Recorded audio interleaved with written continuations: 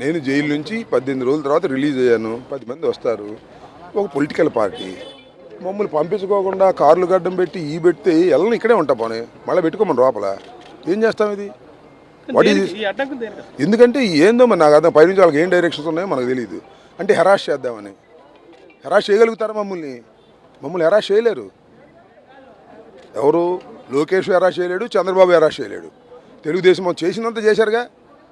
పోలీసులందరూ 100 మంది పోలీసులు దగ్గరుండి నా ఇల్లు పగలగొట్టారు.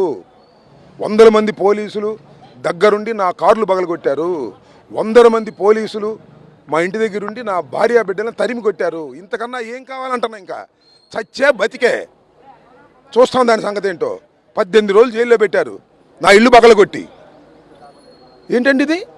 ఇదేనా ప్రజాస్వామ్యం? ఇదేనా చంద్రబాబు పరిపాలన? ఇదేనా కూటమి పరిపాలన? అడ్డం వస్తారు వాళ్ళకి బయలుదేరి వెళ్తుంటే. నేను నా ఇంటికి వెళ్తుంటే అడ్డం వస్తారా? ఏంటి అన్యాయం? ఆలోచించుకోమని ప్రజలకు చెప్తున్నా. ఇవాళ అమ్మటి రాంబాబు జరగవచ్చు, రేపు మీకే జరగవచ్చు, గుర్తుపెట్టుకోండి.